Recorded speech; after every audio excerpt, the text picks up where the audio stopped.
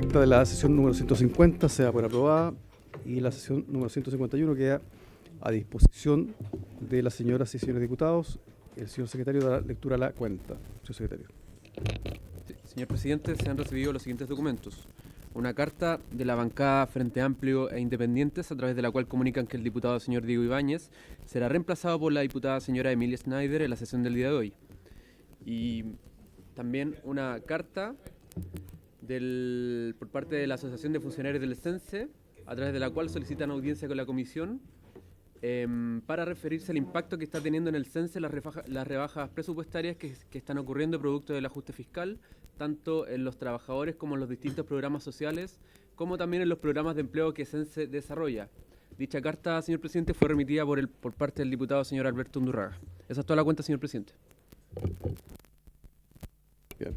Gracias, señor secretario. Se ofrece la palabra sobre la cuenta. Sobre la cuenta, diputado Undurraga. Gracias, presidente. Quiero referirme a esta carta que se acaba de dar cuenta de una solicitud de la Asociación de Funcionarios del CENSE, que podamos recibirlo acá. El tema tiene que ver con lo siguiente. Como sabemos, el Ministerio de Hacienda está haciendo los recortes del presupuesto, que por lo demás este Congreso está de acuerdo con que se hagan en términos generales. Y es parte del acuerdo más macro cuando se aprobó la ley de presupuesto. Sin embargo, no es indiferente en qué se recorta y en qué no. Y creo que nosotros como Comisión de Trabajo tenemos que recibir a aquellos representantes de reparticiones públicas en donde nos dicen que puede haber un impacto en empleabilidad o en temas de trabajo propiamente tal, para hacerle presente al ministro de Hacienda que mire otras reparticiones, ¿no? Me imagino que las otras comisiones van a hacer algo similar respecto a sus áreas, pero creo que es un rol que tenemos que cumplir como comisión. Por eso lo recibí esta mañana, le dije que quizás lo más conveniente era que la comisión pudiera recibirla, porque por supuesto, como todo gremio, les interesa cosas que tienen que ver con su gremio, pero buena parte de los argumentos tienen que ver con empleabilidad y con aspectos que son importantes y están dentro de las prioridades nacionales, que es tener más empleo y de mejor calidad. Entonces, presidente, quisiera reforzar esta solicitud de audiencia que han hecho, para ver si usted lo puede poner en tabla más adelante. Eso, presidente, gracias. Gracias, diputado Undurraga. Me parece pertinente la petición. Hago la salvedad que no todos estamos muy de acuerdo con esta política de ajustes y recortes. Se ofrece la palabra sobre la cuenta. Diputado Frank Sauerbaum, adelante. Presidente, ayer llegó una carta de la FEMPRUS, ¿cierto? De la cual ayer comentábamos de la necesidad de poder recibirlo. Y también hoy día entiendo yo que la comisión recibió otra solicitud, pero de los dirigentes gremiales de la Dirección del Servicio de Salud de Concepción. Y yo también quisiera sumar a la situación que nos está ocurriendo y esta es una situación que ocurre en todo el país, por eso la quiero exponer brevemente, respecto a lo que le está sucediendo a los trabajadores del CEFAM Violeta Parra de Chillán, que es el único CEFAM que hoy día depende del Estado directamente, ¿cierto?, del Servicio de Salud, y no depende del municipio. En todo el país hay 25 solamente en esa situación, el resto depende de los municipios, y ellos tienen hoy día una serie de diferencias laborales con los trabajadores, entre ellas obviamente el tema salarial, que es el más evidente. Yo de verdad me sorprendí cuando me mostraron papeletas con los mismos cargos, con las mismas tareas. La diferencia es bastante contundente. Entonces ellos quieren exponer esa situación junto con los dirigentes de la FEMPRUS, que ya pedían solicitud de audiencia el día de ayer. Entonces yo le quiero pedir, como hay varias audiencias pedidas, si podemos hacer un día especial, ¿cierto?, donde podamos escuchar a 2 o 3 organizaciones, como también el CENSE. La gente del CENSE también se nos acercó para pedir ser recibida, así que ojalá, presidente, pudiéramos poner una fecha para poder hacer que venga también el gobierno en esa ocasión, para que tenga algún efecto la conversación que tengamos aquí. Eso, presidente. Bien, gracias, diputado. Vamos a convocar una sesión especial para el día lunes, el próximo, el subsiguiente. Esto es parte de varios, en realidad no es de la cuenta, pero no importa. Se adelantó, diputado, pero no hay problema. Entonces, bueno, entiendo que no hay más palabras en la cuenta, pero sobre varios, ¿habrían palabras? Diputado Tomás Hirsch. Gracias, presidente. Saludarlo y saludar a todos los miembros de la comisión. Lo que quería solicitarle, presidente, es la posibilidad de que pueda poner en tabla un proyecto de ley que presentamos hace algunos días o semanas, varios parlamentarios de distintas bancadas, incluyendo algunos que son parte de esta comisión. Es un proyecto de ley que modifica el Código del Trabajo, eliminando el tope establecido por años de servicio. Nosotros sabemos que es un tema que puede generar un interesante debate, discusión, sobre el cual hay distintas opiniones, miradas, pero eso es justamente el sentido de debatir un proyecto en esta comisión, para que por vía democrática se pueda efectivamente dar una respuesta a esta demanda muy sentida desde hace muchos años. No hay que olvidar, presidente, que en Chile existía la indemnización por año de servicio sin límite, sin tope. Durante la dictadura se puso un tope de 5 años. De 5 años lo incorporó el recordado señor José Piñera. Y luego esto se modificó y quedó en 11 años. Sin embargo, claramente hubo ahí un retroceso importante para las y los trabajadores de nuestro país. Es por eso que hemos presentado este proyecto, que está con el boletín 17394-13 y que fue derivado desde la sala a esta comisión, y por lo tanto le pido la posibilidad que se vea, que se ponga en tabla para que podamos proceder a su discusión. Eso, presidente, gracias. Perfecto, gracias, diputado Tomás Hedge. Tendremos entonces, vamos a anotar el boletín para considerarlo. Está el diputado primero Giordano, luego el diputado Leal. Muchas gracias, presidente. No, yo a propósito del punto y del proyecto que presentó el diputado Hirsch, con el que además concuerdo plenamente. Me imagino que nadie se extraña de eso, pero de todas maneras lo refuerzo. Quisiera solicitarle que si en algún momento tiene bien ponerlo en tabla, que quizás pueda fusionarse con otro proyecto que aborda normas relativas que presentamos junto a la diputada Llamas, que hoy día nos acompaña, a propósito de los despidos por necesidades de la empresa, que son aquellos que gatillan las indemnizaciones por años de servicio. Entonces creo que sería una oportunidad quizás de revisar ambos, porque básicamente dicen relación con esa categoría o esa causal de despido, que sabemos además ha sido extremadamente abusiva durante los últimos años, y que es una oportunidad de que esta comisión responda a algo que es un hecho coyuntural, no solo es una demanda de largo aliento, sino que es algo que está provocando muchos problemas en el mundo del trabajo. Gracias, presidente. Gracias, diputado Giordano. Primero le doy la palabra al diputado Leal, luego al señor secretario para que nos cuente cómo opera la petición de fusión de los proyectos. Diputado Leal. Adelante. Sobre ese proyecto, saber si ya está acá en la comisión, si está acá o no, si eso requiere una patrocinio del Ejecutivo, porque imagino que hay funcionarios del Estado que están con el Código del Trabajo. Imagino que eso requerirá que el presidente patrocine esa iniciativa. Pero a mí me gustaría ver el mismo entusiasmo con que el Estado le exige a los privados, que el Estado también se haga cargo de sus funcionarios, porque los funcionarios a contrata se van sin ningún peso, se van para la casa, los sacan y se van. Entonces, claro, es bueno el Estado para apretar el cuello a los privados, exigirle indemnización para el servicio, y sus funcionarios los tienen la más completa indefensión, se van sin nada. Entonces, un poquito de pensar también que en el último tiempo se le ha cargado harta la mata a los emprendedores, a las pymes, a los pequeños, exigiéndole un montón de cosas que son beneficios, claro, pero alguien paga eso, y eso lo están pagando la gente que está sin trabajo. Casi 1 millón de personas cesantes, de eso hablamos poco. Entonces, proponemos proyectos de ley, pero no pensamos las consecuencias que muchas veces trae esta construcción. Yo creo que está bien, es debatible, pero me gustaría ver el mismo entusiasmo con los funcionarios del Estado. Gracias, diputado Leal. Diputado González. Diputado Leal. Sí. Señor secretario, por favor, si nos puede informar respecto a cómo opera la petición de fusión de proyectos que lo planteó el diputado Giordano. Porque hay varios proyectos que son de similar naturaleza. Entonces, sí.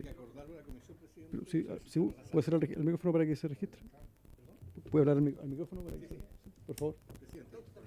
El procedimiento. Sí. Sí. Sí, presidente, lo que habría que hacer, presidente, no los tengo aquí a la vista, es saber si la idea matriz coincide. Si es coincidente, la comisión debe acordar la fusión y solicitar el acuerdo a la sala. Concedida por la sala, se tramitan conjuntamente todos los proyectos que tengan la misma idea matriz. Muchas gracias, señor secretario. Diputado Mauro González. Gracias, presidente. Un gusto saludar a todos los presentes. Presidente, mire, junto a dirigentes de la salmonicultura, trabajadores y trabajadoras, presentamos un proyecto acá en el Congreso, lo presenté una moción, que busca que el día 26 de mayo de cada año se le haga un reconocimiento a los trabajadores de la salmonicultura. Pero como ustedes saben, los comités acordaron que en el Congreso no se van a tramitar proyectos que tengan que ver o vinculados al día D, o a reconocer un día, sino que queda sujeto netamente a la voluntad del Ejecutivo, a través de un decreto, es decir, una acción administrativa. Y por consiguiente es el Ejecutivo el que tiene que evaluar esta solicitud que estamos levantando junto a trabajadores y trabajadoras de la salmonicultura, especialmente si uno ve desde el punto de vista territorial, marcado sobre todo desde la región del Biobío hasta Magallanes. Entonces, presidente, yo quiero pedir el acuerdo de esta comisión de trabajo, que está vinculado obviamente al mundo laboral, para poder respaldar esta solicitud y que el Ejecutivo pueda evaluar seriamente esta inquietud y este anhelo que tienen los trabajadores de tener un día que se le reconozca. No estamos pidiendo ni feriado ni nada por el estilo, simplemente un día que se le reconozca en nuestro país a los trabajadores y trabajadoras de la salmonicultura y su aporte al desarrollo de nuestra nación. Y este día sería el día 26 de mayo. Ese oficio yo quiero pedir, presidente, si puede ser respaldado por la comisión. Hacia el Ejecutivo especialmente, presidente, disculpe, hacia el ministro de Economía y hacia la SECPRES, con quien hemos estado conversando. Y también a la ministra del Trabajo sería pertinente igual enviárselo si la comisión así estima aprobarlo. ¿Habría acuerdo de la comisión para ese oficio? ¿Sí? Ya. Entonces, si no hay más varios, ¿no? Perfecto. Bueno, la orden del día. Esta sesión tiene por objeto tratar la siguiente tabla. Primero, iniciar el estudio del proyecto de ley originado en moción de las diputadas Gael Llomans y Carol Cariola, del diputado Raúl Soto y los exdiputados Juan Luis Castro y Tucapel Jiménez, que modifica el decreto de ley número 3500, que establece el nuevo sistema de pensiones en materia de integración de la Comisión Médica Central. Y a esta discusión se invita la diputada Gael Llomans, autora de esta moción y además expresidenta de la Comisión de Trabajo, y la señora Pamela Gana Cornejo, superintendenta de Seguridad Social, a quien le damos la bienvenida. También le damos la bienvenida, desde luego, al subsecretario del Trabajo, don Claudio Reyes, de Previsión Social, y a la señora Carmen Bueno. Disculpe, no, sí, por favor. Y para este efecto, entonces, bueno, le ofrecemos la palabra a la diputada Gael Llomans para que exponga respecto a esta moción. ¿De qué? ¿De reglamento? ¿De reglamento? A ver. Gracias, presidente. Saludar al Ejecutivo, saludar a todos los presentes.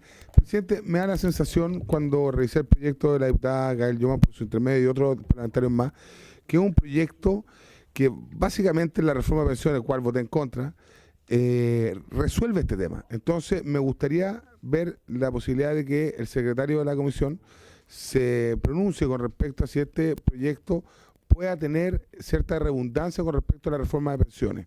Eso nada más. Gracias. Gracias, diputado. Mire, no anticipemos, mejor escuchemos a la diputada Gael Llomans para que exponga el proyecto, después usted puede opinar en cualquier dirección que estime. Diputada Gael Llomans, adelante. Gracias, presidente. Bueno, voy a partir exponiéndolo, quizás así se despejan un poquito las dudas y las inquietudes. Lo primero, agradecerle, presidente, la posibilidad de exponer este proyecto de ley. Tiene que ver con las pensiones de invalidez, ¿ya? Entonces, como en primer lugar, para que se haga la distinción con el funcionamiento de las pensiones de vejez. Pensiones de vejez fue lo reglado, ¿cierto?, por la reforma que recién se logró acordar y sacar de este Congreso Nacional. Y respecto a las pensiones de invalidez, es este proyecto de ley que estamos presentando, ya para que se entienda, no tiene que ver con las pensiones de vejez. Lo primero para poder comentarles es el funcionamiento, ¿cierto?, del sistema actual. El sistema actual es del seguro de invalidez y sobrevivencia, cubre a los afiliados no pensionados menores de 65 años antes del fallecimiento e invalidez. La invalidez se define, ¿cierto?, como el menoscabo permanente de la capacidad de trabajo a causa de una enfermedad o debilitamiento de sus fuerzas físicas o intelectuales. La calificación de la invalidez se realiza por las comisiones médicas que están distribuidas en el territorio nacional. También quiero aprovechar de hacer una distinción. Estas son comisiones médicas que son parte de la Superintendencia de Pensiones, ¿cierto?, de ese organismo. No estamos hablando de las comisiones médicas que son parte del COMPIN, ¿ya? Todo esto para que se entienda cuáles son los organismos a cargo. Luego, el monto de la pensión va a ser, en el caso de fallecimiento o invalidez total, el 70% del ingreso base y en el caso de invalidez parcial, el 50% del ingreso base. El ingreso base, además, es el promedio de las remuneraciones imponibles percibidas durante los últimos 10 años por el afiliado. El seguro, ¿cómo funciona? Es pagado por el empleador, ¿cierto?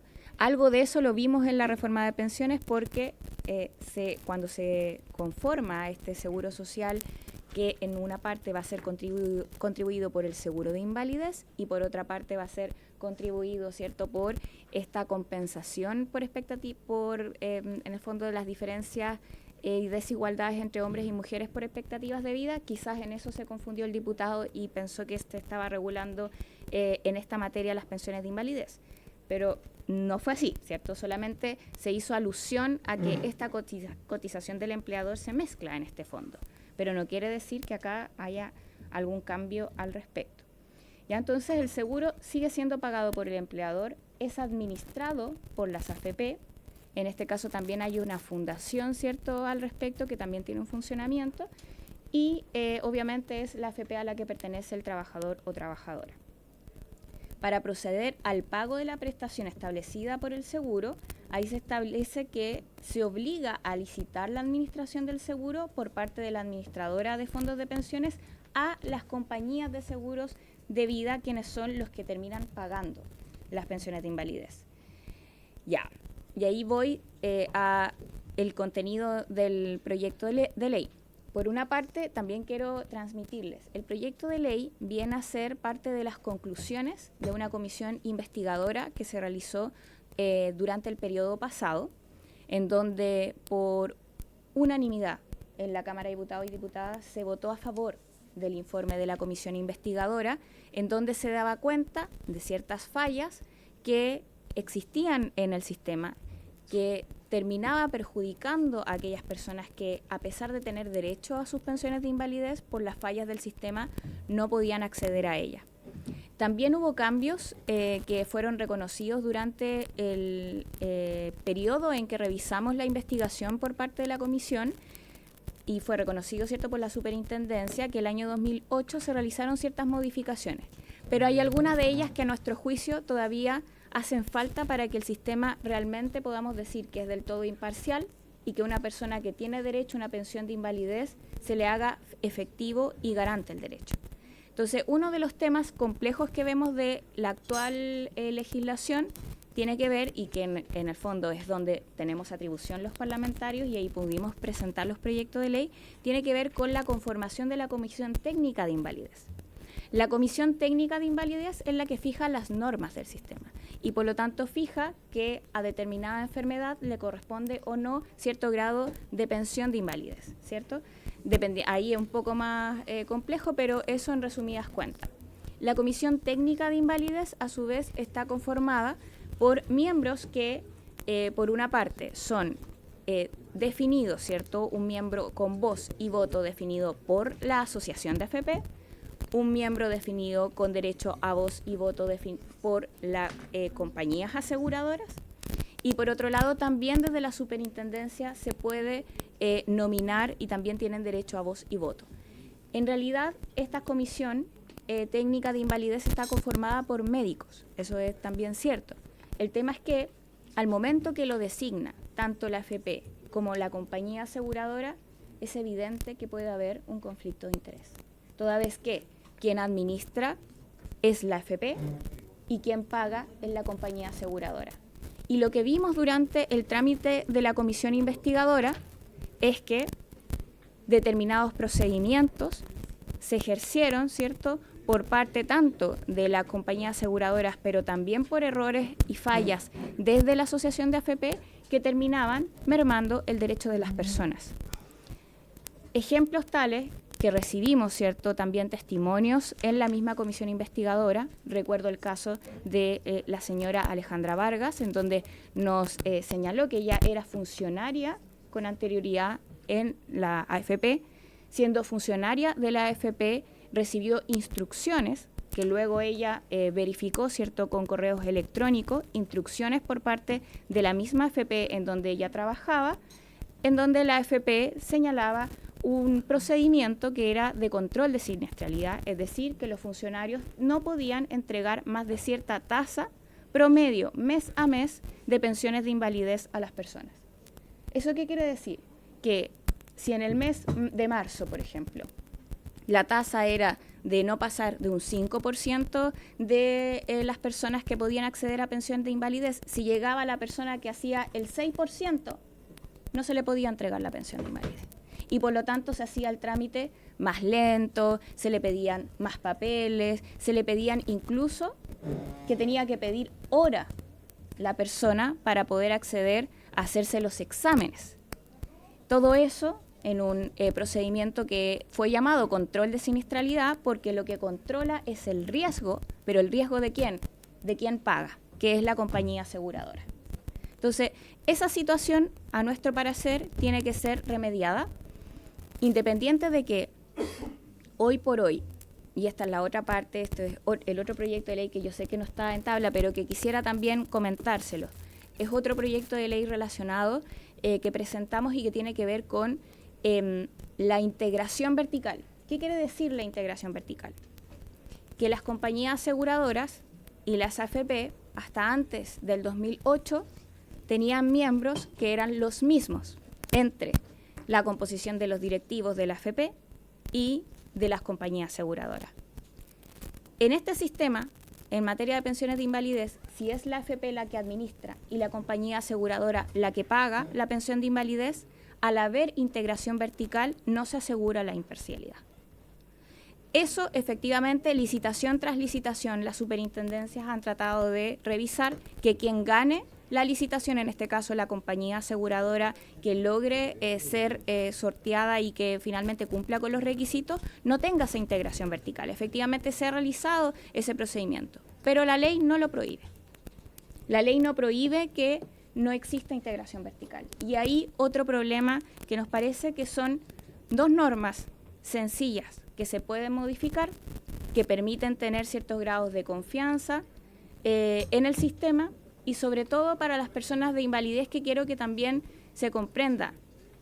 Durante el trámite de la comisión investigadora, para todos los miembros, fue bien impactante escuchar a personas con enfermedades terminales, cáncer terminal, y que a pesar de ello no tuviera acceso a una pensión de invalidez. Eso lo pueden revisar, yo se los puedo mandar, es una comisión investigadora bastante seria que llevamos a cabo y que por lo mismo el informe fue unánime. Fue unánime.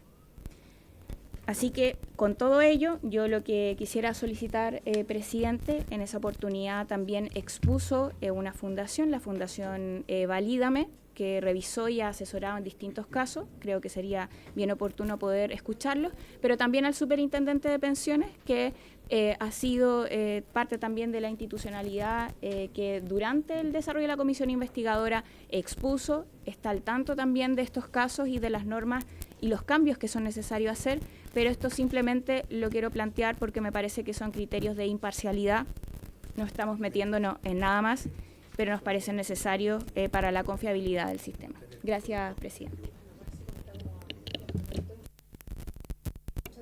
Gracias, diputada Gall-Yomans, por su exposición. Entonces le ofrezco la palabra ahora a la señora Pamela Gana Cornejo. Mire, les propongo que hagamos lo siguiente: escuchemos a la superintendenta y luego hacemos la ronda de preguntas. ¿Les parece? ¿Perdón? No sé correcto. Ok. Bien, entonces le ofrecemos la palabra a la señora Pamela Gana Cornejo, superintendenta de de Seguridad Social. Adelante, señora Pamela Gana. Muchas gracias, presidente, por su intermedio. Bueno, la diputada Yomas ya explicó el contenido. Solo resaltar que efectivamente la Comisión Técnica Médica del Sistema de Pensiones está encargado de definir las normas técnicas por las cuales se realiza la evaluación de incapacidad permanente del sistema de pensiones. Por no confundir esto, no estamos hablando de salud laboral, que yo siempre vengo a hablar de salud laboral, pero esto es del sistema de pensiones, no tiene que ver con salud laboral. Y ellos son los que hacen la aprobación de dichas normas técnicas, que después son usadas en todo el proceso de evaluación de incapacidad permanente del sistema de pensiones por las comisiones médicas regionales y, en caso de apelación, por las comisiones médicas centrales.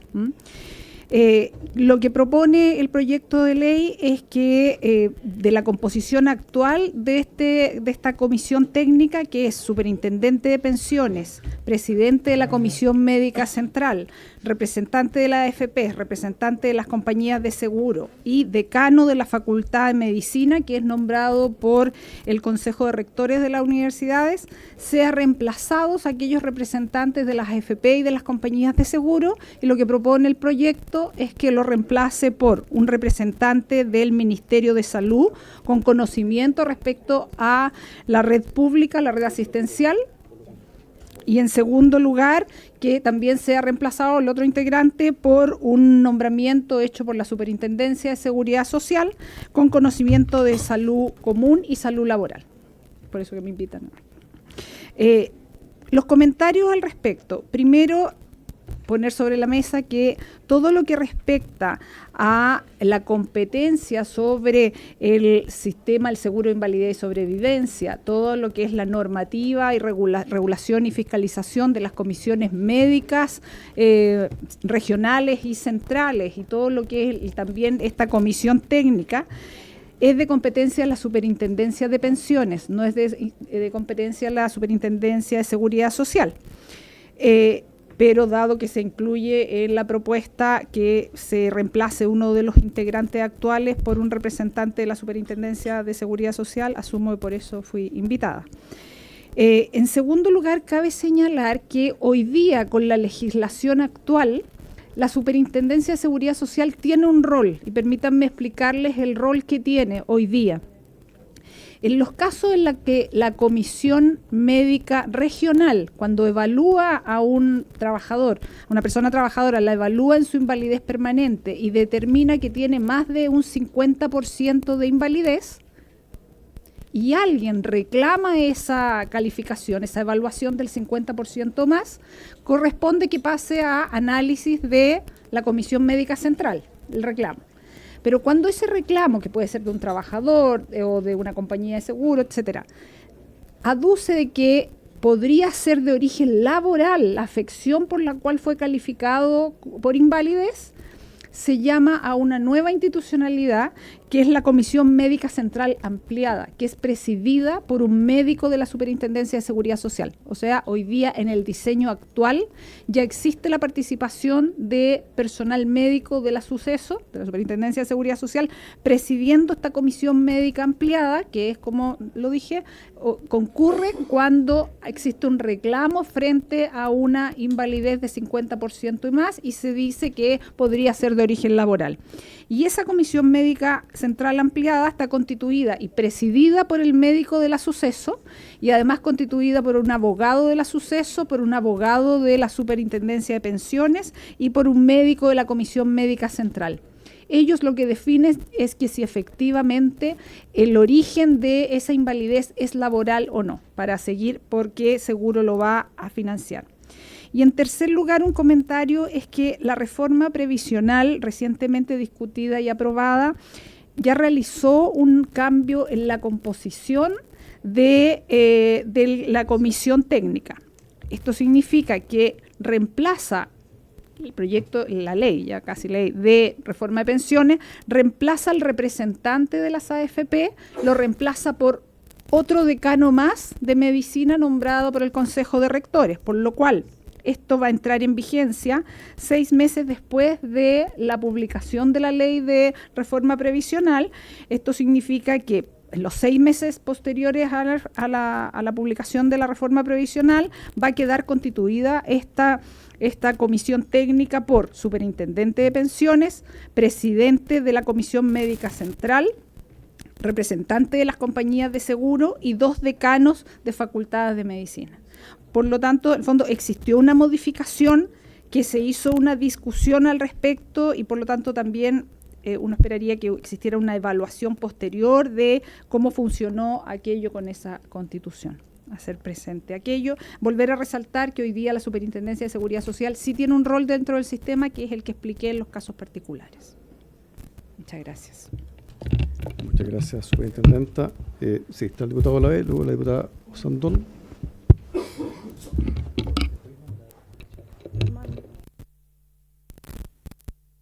Gracias, presidente. Ahora sí, saludar al Ejecutivo, a la superintendenta. Y tengo...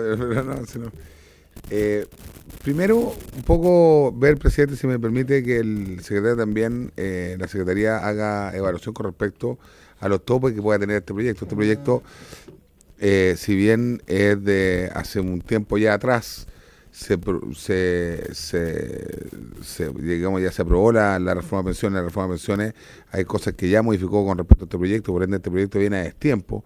En parte del proyecto que usted presenta por su intermedio, la diputada Gael Jobman, hay partes que ya están definidas en una reforma que todavía no se promulga y que además tiene que estar en vigencia más adelante. Entonces, quiero que la Secretaría se pronuncie con respecto a si procede o no procede seguir en la discusión de este proyecto y o a lo mejor que la diputada Gael Jobman pueda, digamos, retirar el proyecto y hacerle estas modificaciones para que no enrede la conversación.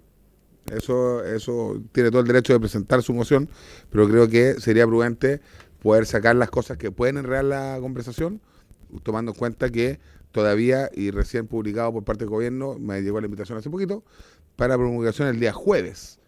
Entonces creo que, insisto, no es mala onda, diputada Joana, por su intermedio, presidente, pero creo que es un proyecto que viene a destiempo, que se pudo haber cambiado gran parte de estas cosas en la discusión de la reforma.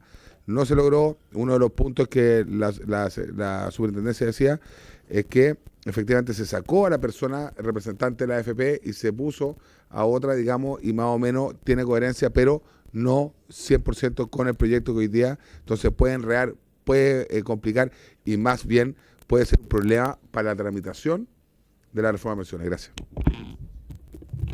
Gracias, diputado Olavé. Diputada Jimena Osandón. Gracias, presidente. Saludar a las autoridades.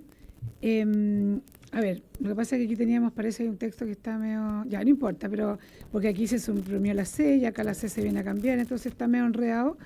Pero lo que estoy entendiendo es que en el proyecto que quedó tenemos al superintendente de pensiones, a un presidente de la comisión médica, a algún representante de la compañía de seguro y 2 decanos, ¿no? Eso. Y se viene a eliminar al representante de la compañía de seguro y a los 2 decanos. ¿No? ¿A quién se elimina el otro? Porque están proponiendo 2. Pero es que ese ya está eliminado. Por eso digo que hay un desfase entre lo que se... Exacto. Eso. En el fondo aquí estamos... Bueno, claro, claro, se elimina el representante de la administradora de fondo y el representante de la compañía de seguro. ¿Cierto? Pucha, que discutimos todas estas cosas tanto tiempo, ¿no? Entonces, primero que todo, mi pregunta es, ¿esto está patrocinado por el Ejecutivo o lo van a patrocinar o lo apoyan, dado que no se ha promulgado la ley de pensiones después de toda la discusión y ya la queremos cambiar antes de que parta? O sea, yo me gustaría saber además exactamente por qué cambiamos. Y que no hay nada ideológico, ¿no? Porque curiosamente un representante de la administradora de fondo y además representante de la compañía de seguro por 2 médicos, ¿no es cierto? Uno por el Ministerio de Salud y el otro por la Superintendencia de Seguridad Social. O sea, aquí entra, además del superintendente, o sea, está el Estado completo metido acá. Y poca va quedando, excepto los 2 decanos, que quedarían tal vez en una como independencia. Esa es la palabra. Gracias, presidente. Entonces me gustaría saber por qué aquí se debe exactamente este cambio. ¿Qué les molesta? pero tenemos entendido que ya hubo un cambio de la reforma de pensiones. Entonces, me parece extraño que estemos viendo una reforma, como dijo el diputado presidente por su intermedio, el diputado Lavé, que se va a promulgar, donde existieron cambios a estas letras, pero se va a promulgar el viernes, o sea, el jueves, y nosotros estamos haciéndole cambio ya.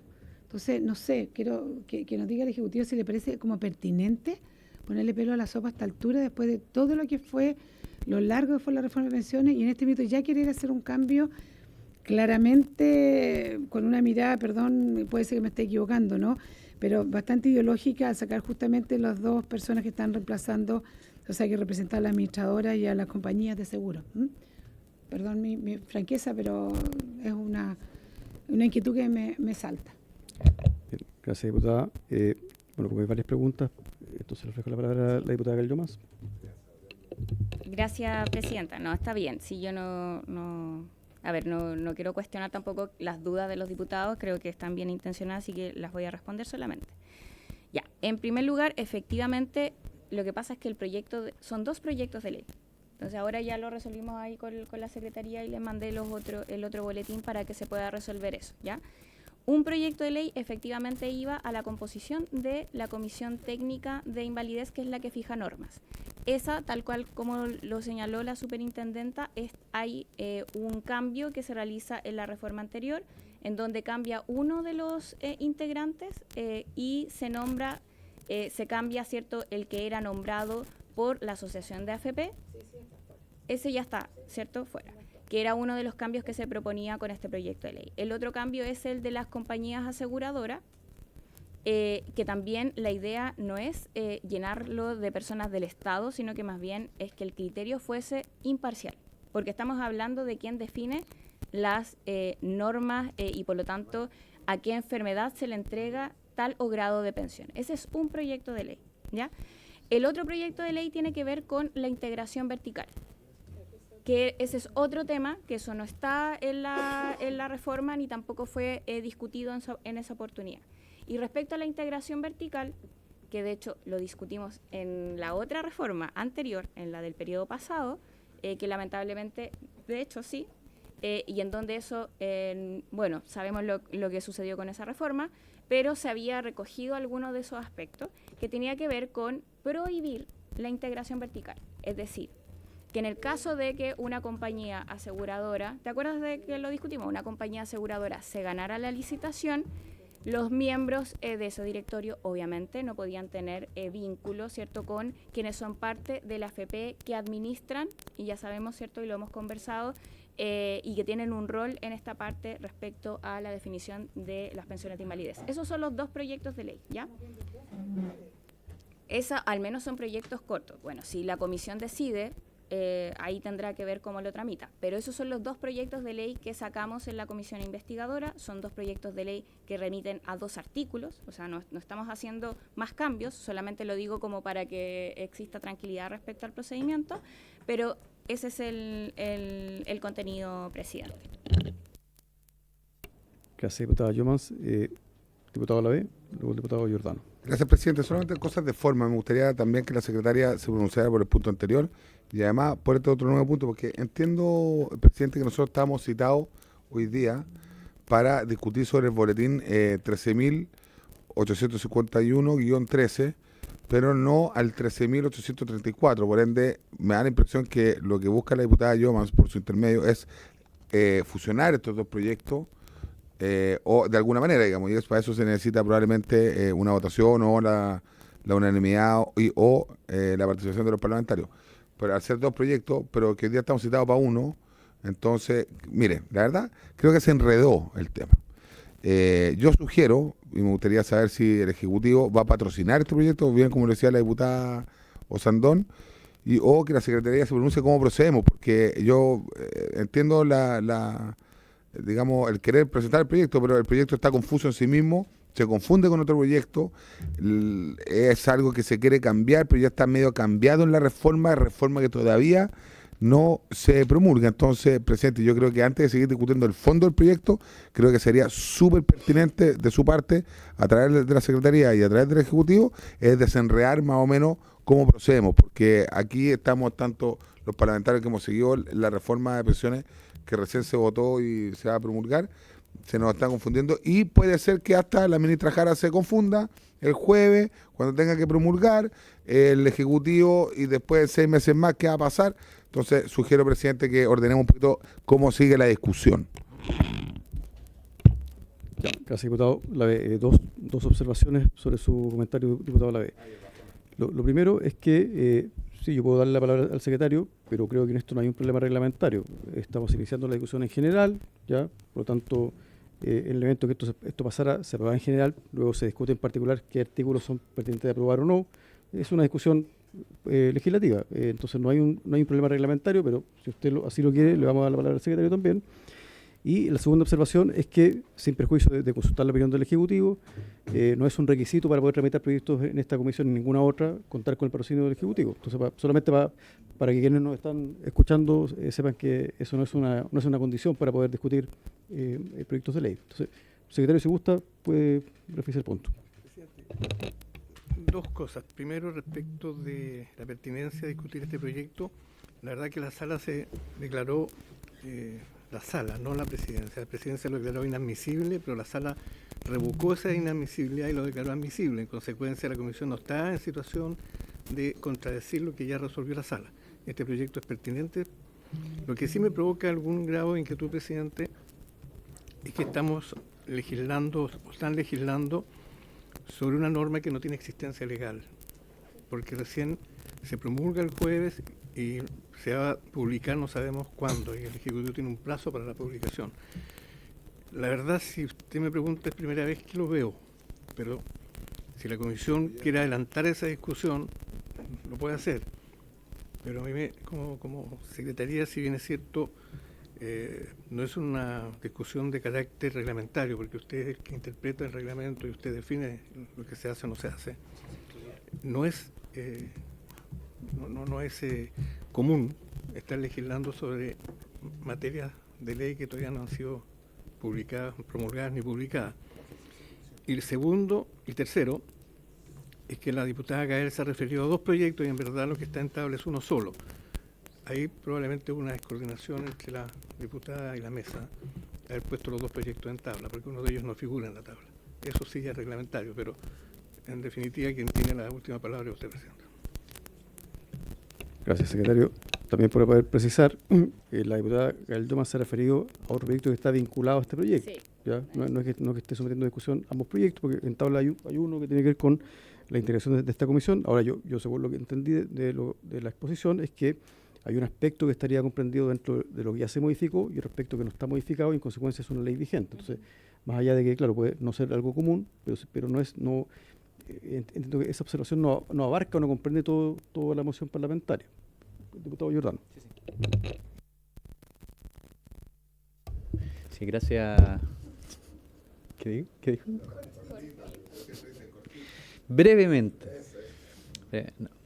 Dos o tres cosas. La primera es que efectivamente no veo ningún problema en que podamos iniciar la discusión de este proyecto, podamos establecer, presidente, si lo tiene a bien, tener una lista de invitados. Yo quería aprovechar de comentar que me reuní durante la tramitación de la reforma de pensiones con la Federación de Sindicatos de AFP, quienes hicieron varias observaciones sobre esta materia que no quedaron resueltas en la reforma, porque la verdad es que la reforma de pensiones se abocó principalmente a las pensiones de vejez, ¿no? Y efectivamente hay algunas modificaciones al sistema en su conjunto, pero el grueso del debate no estuvo enfocado en esta materia, que efectivamente, además, entre medio de la tramitación de la reforma tuvo una crisis por falta de pago en las remuneraciones por parte de la fundación que administra finalmente el financiamiento de estas comisiones médicas.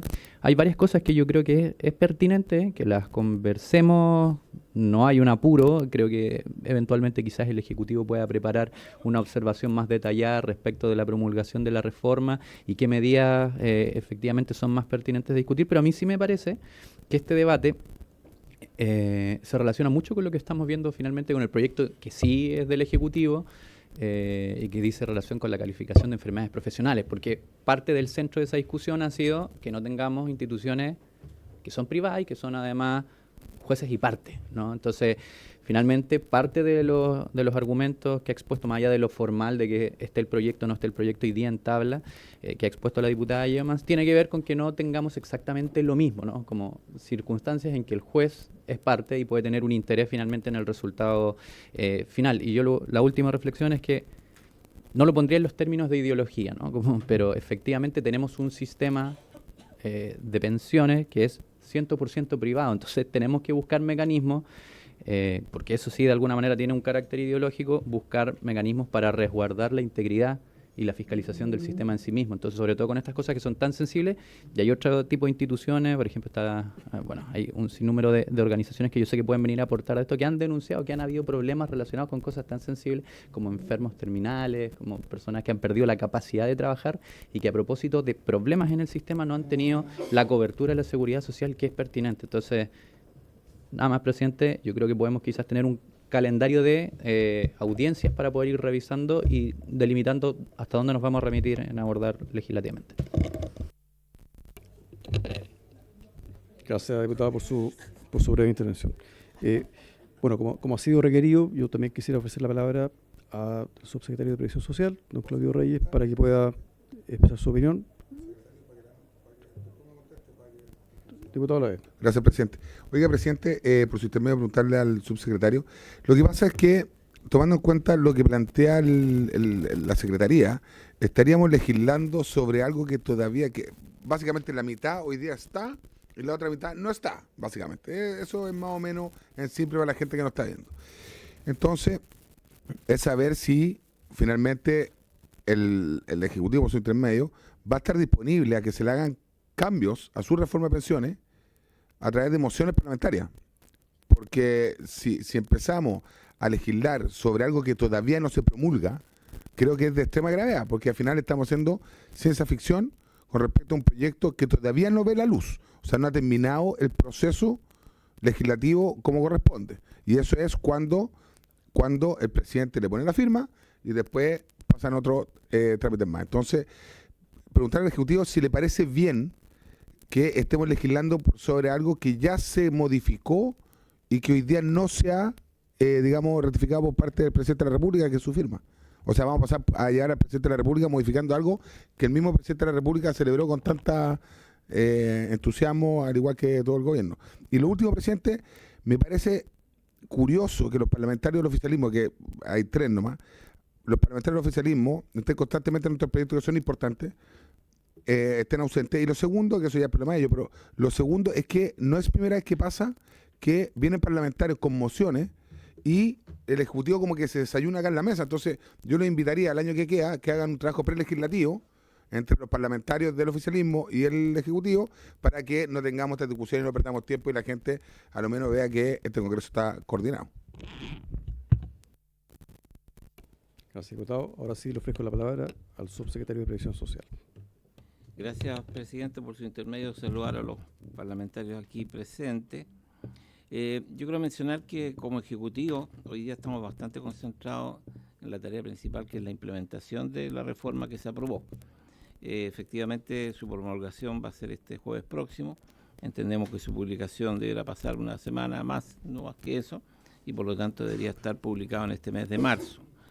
De tal manera que en el corto plazo que es algo que cada cual define, pero diría yo en los próximos meses no tenemos pensado patrocinar iniciativas que vayan a modificar lo que ya está siendo acordado. Con lo cual no quiere decir que hay una materia que efectivamente la reforma no profundizó o no abordó, que tiene que ver con las pensiones de invalidez. Es una materia, por así decirlo, pendiente. Y por cierto, atentos a cualquier buena iniciativa de los parlamentarios. Y por lo tanto, como digo, nosotros tenemos una obligación legal de proponer 3 proyectos de ley, uno de ellos a 90 días plazo, que es justamente la modificación del seguro de invalidez y sobrevivencia, que ya está vinculado a esta materia, y por lo tanto esa es nuestra concentración principal. Gracias, presidente. Muchas gracias, subsecretario. Entonces, si les parece, podemos pasar al segundo punto de la tabla. Le agradecemos a la diputada Gael Llomas y la idea es que podamos seguir con audiencia respecto a este proyecto para que avance y vemos la fórmula de cómo poder integrar la otra moción que está relacionada. Sí. Gracias, diputada Llomas.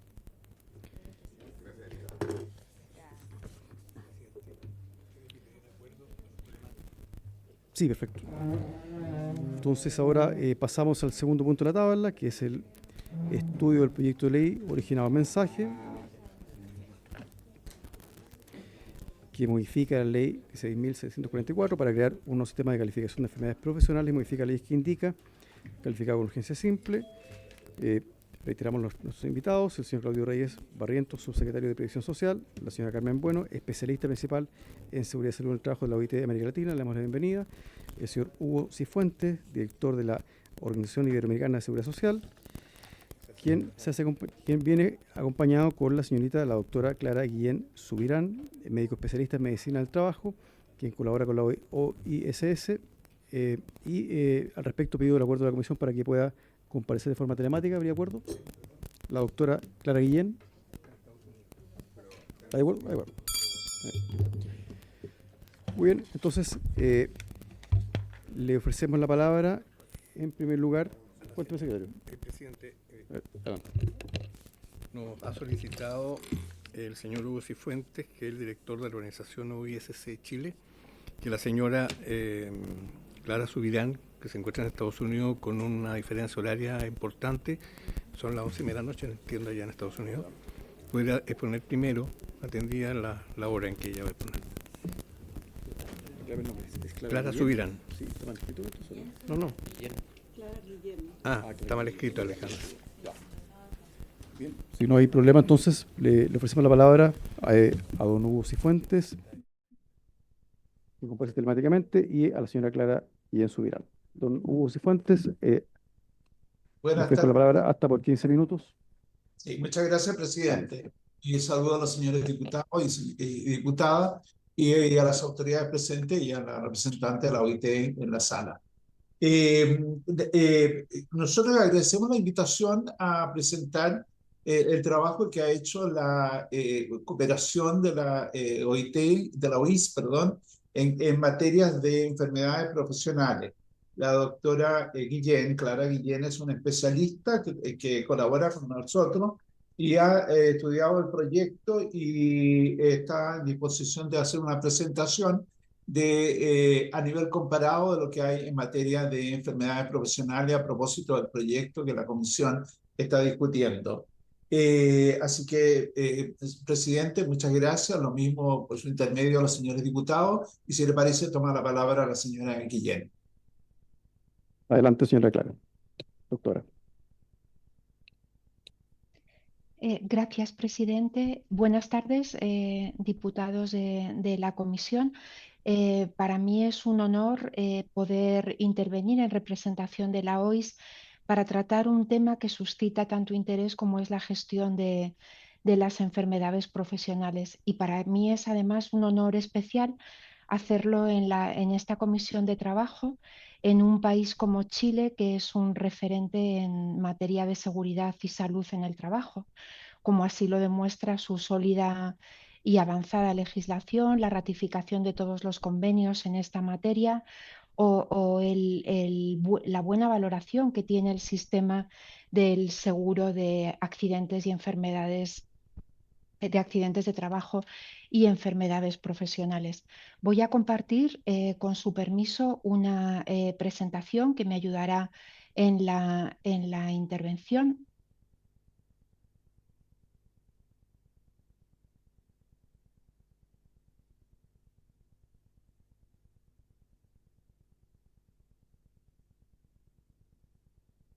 Bien, el objetivo de esta intervención es analizar las modificaciones propuestas en el proyecto de ley, centrándonos en el sistema de calificación de enfermedades profesionales en Chile. Realmente ha sido lo primero quizá que tengo que destacar es el esfuerzo encomiable del país para abordar un tema tan relevante en la seguridad y la salud de las personas trabajadoras. La gestión de las enfermedades profesionales es una gestión compleja porque la enfermedad profesional es una contingencia poliédrica y además se caracteriza por varias cuestiones que hacen que esa complejidad sea mayor. Una es la legislación tan extensa a la que está sometida. La segunda característica es que es un escenario en permanente cambio, porque el ámbito de la patología profesional evoluciona con la misma rapidez y al mismo tiempo que el mundo del trabajo. El hecho de que haya numerosos agentes de diferentes estructuras e instituciones involucrados en esa gestión, y para mí la característica más importante es la implicación las implicaciones preventivas que tiene el reconocimiento de una enfermedad profesional. Bien. En Chile, en el sistema vigente actual, el de la Ley 16.744, se enmarca dentro del contexto de un sistema de reconocimiento de enfermedad profesional mixto. Tras la definición de enfermedad profesional de la OIT, se establecieron 3 sistemas de reconocimiento de enfermedades profesionales, y Chile, como España o como Alemania o como Colombia, Brasil o Venezuela, eligieron y optaron por un sistema mixto de reconocimiento. Este tipo de sistema es el más valorado internacionalmente porque nos permite hacer 2 cosas. Por un lado, reconocer las enfermedades profesionales que ya están en un listado, y por otro lado establece un mecanismo para poder calificar como tales aquellas enfermedades que no estén dentro del listado, con una serie de requisitos. Bien, en este contexto, el sistema de calificación de la ley actualmente vigente lo está desde el año 68, es decir, han pasado muchísimos años, y el sistema ha sido valorado por su eficiencia y también por su cobertura. De la revisión de la documentación para preparar esta intervención, he podido observar que hay agentes que han hablado de oportunidades de mejora en la autonomía de la calificación, en la actualización del sistema, en la supervisión, en la agilidad del trámite, en la transparencia o en la especialización técnica. Y lo he puesto así en la diapositiva porque nos servirá luego para continuar con el análisis. Estas oportunidades de mejora o estas opiniones dan contexto a esta posibilidad o a esta oportunidad de actualizar y mejorar el sistema para hacerlo más eficiente, más transparente y más adaptado a la realidad del entorno laboral. Por tanto, es un avance o una iniciativa para avanzar en la protección de la salud de las personas trabajadoras. Con respecto al sistema de calificación del origen de la enfermedad que se plantea en el proyecto de ley, quizá lo que más me ha llamado la atención es esas características que lo definen en el texto del propio proyecto, es decir, un sistema autónomo, un sistema técnico, un sistema supervisado y fiscalizado por su SESO, que está compuesto orgánicamente por estas 3 estructuras que aparecen en la diapositiva: comisiones calificadoras autónomas, Comisión Central de Reclamaciones y el Consejo Consultivo Tripartito de Calificación, cada una con su función más característica, que también está ahí recogida, cada una con su composición detallada también en el proyecto de ley, su esquema de coordinación entre los 3 órganos, el perfil de los profesionales que tienen que ocupar cada una de estas comisiones y el consejo, o el sistema de financiación y de supervisión. Todo ello descrito de una forma muy profusa dentro del proyecto de ley. Quizá uno de los puntos fuertes de este sistema es en mi opinión, es el alineamiento con la Política Nacional de Seguridad y Salud en el Trabajo de Chile, concretamente con la última versión de esta política nacional, la que se ha dictado para el periodo 2024-2028 y que trata de forma específica y con un enfoque integral y preventivo toda la materia que tiene que ver con las enfermedades profesionales y habla de una mejora del reconocimiento, la calificación y la evaluación, habla de la creación de instancias de evaluación y de reconocimiento, de incorporar el género, de conseguir reducir el número de personas trabajadoras que enferman, de la capacitación, de la prevención, del recopilar datos de una forma estandarizada y actualizada. Entonces creo que el hecho de que el sistema de calificación se alinee de esta manera con la política nacional, que ya recoge cuestiones muy relevantes de la gestión de las enfermedades profesionales, me parece sin duda un punto fuerte. También he podido leer algunas preocupaciones de algunos agentes por las iniciativas que tienen que ver, pues eso, con la eficiencia y la consolidación del sistema actual de calificación de enfermedades profesionales, con un posible aumento de costes, con una mayor intervención estatal, mayor burocracia o duplicación de estructuras. En este contexto, quería abordar los desafíos que en nuestra opinión plantea un sistema de calificación y concretamente el nuevo sistema de calificación que presenta la iniciativa como iniciativa y como eje de esa iniciativa el proyecto de ley. Voy a Sé que el tiempo es reducido, así que voy a voy a comentar un poco estos desafíos. El primero de ellos es la calificación, el reconocimiento de la enfermedad como enfermedad profesional. Este es uno de los primeros retos que plantea cualquier sistema de calificación. El hecho de que haya criterios de calificación, tanto criterios diagnósticos como criterios de relación laboral, para cada una de las enfermedades profesionales y que sean conocidos por los profesionales que se ocupan de la calificación. El proyecto de ley habla de que su seso dictará las normas para la calificación, considerando también el enfoque de género y una vez informada por el Consejo Consultivo Tripartito. Es muy relevante establecer esos criterios y es muy importante la formación de los profesionales de las comisiones en esos criterios, porque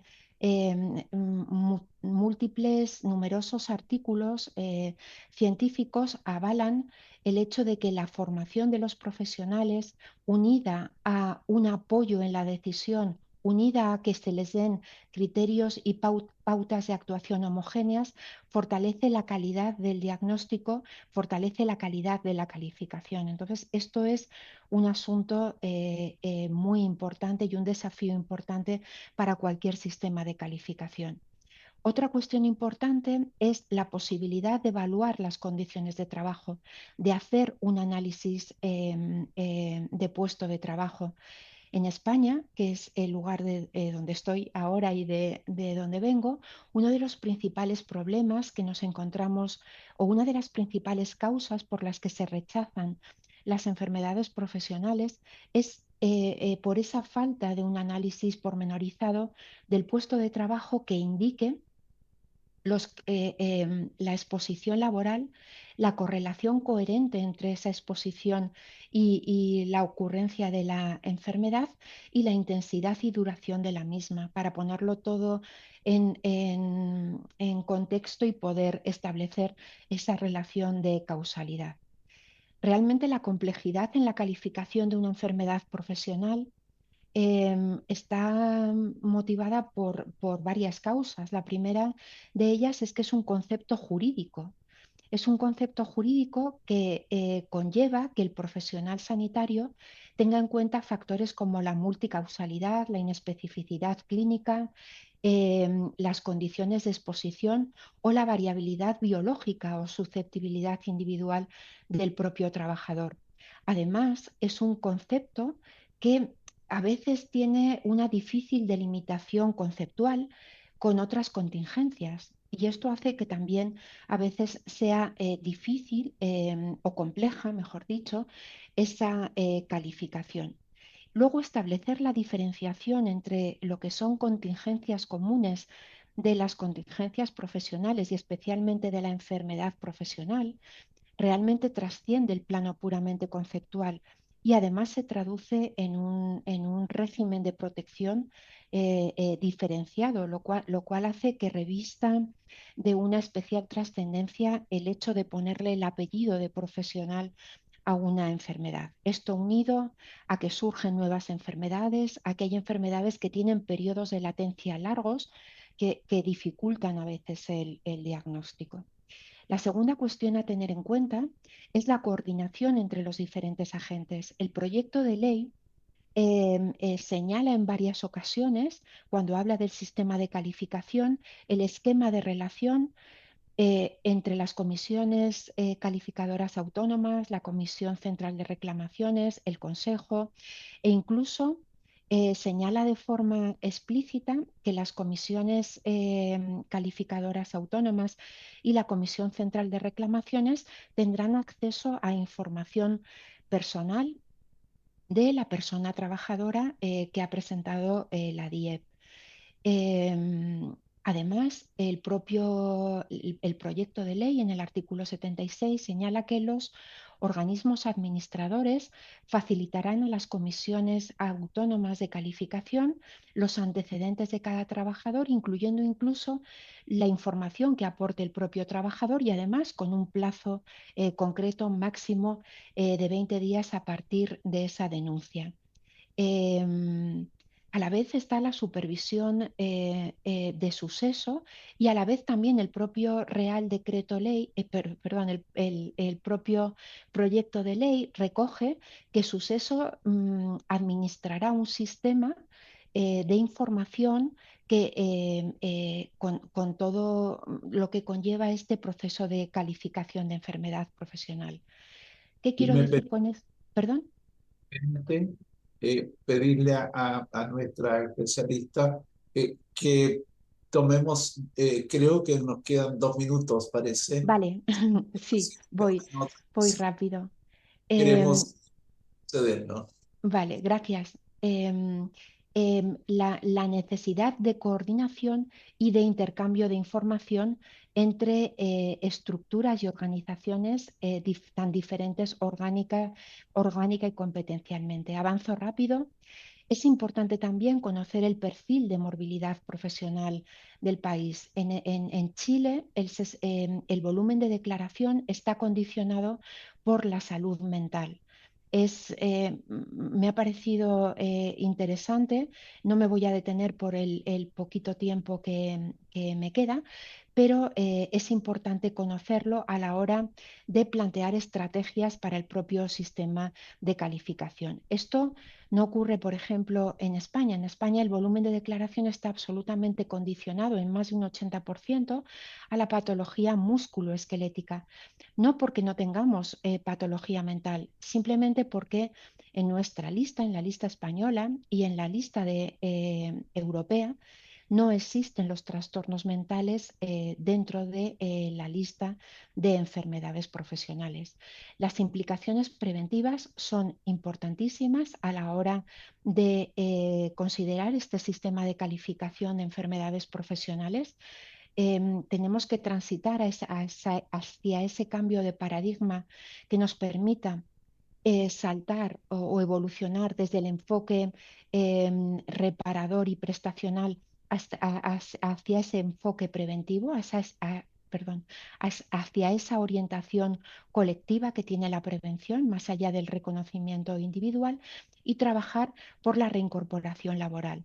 es importantísimo. La mayoría de los enfermos con una enfermedad profesional se reincorporan a su puesto de trabajo y si no se establecen las medidas adecuadas, preventivas, si no se cambia ese trabajador de puesto de trabajo, las recaídas son importantes. Importante también considerar las enfermedades en relación a la actividad económica y, por supuesto, la perspectiva de género, que también se recoge tanto en el proyecto de ley como en la política nacional. Es importante ver cómo la mayoría de las enfermedades profesionales son más frecuentes en mujeres, con excepción de la en Chile en el año 23, con excepción de la patología musculoesquelética y la patología audiológica. Y esto también es algo que tenemos que tener en cuenta. La cualificación técnica de los profesionales. En el caso del perfil de los médicos del trabajo, por su formación y por las competencias que desarrollan a lo largo de su formación, los convierte en un activo de primer orden para la gestión de la enfermedad profesional en cualquiera de sus fases. Y también es importante, y quiero mencionarlo, el no perder la oportunidad y la calidad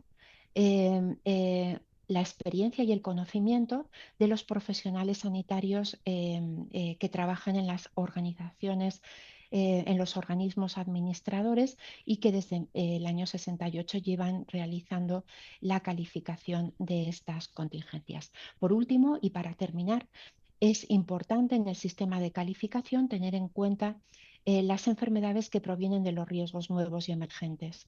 Las relacionadas con la tecnología, con el desarrollo sostenible, con la organización del trabajo y en muchos casos con la propia demografía. En España, por ejemplo, en este momento hay mucho esfuerzo centrado en el envejecimiento de la población trabajadora porque tenemos un desplome de la fuerza laboral y con trabajadores que en muchos casos superan los 55 años.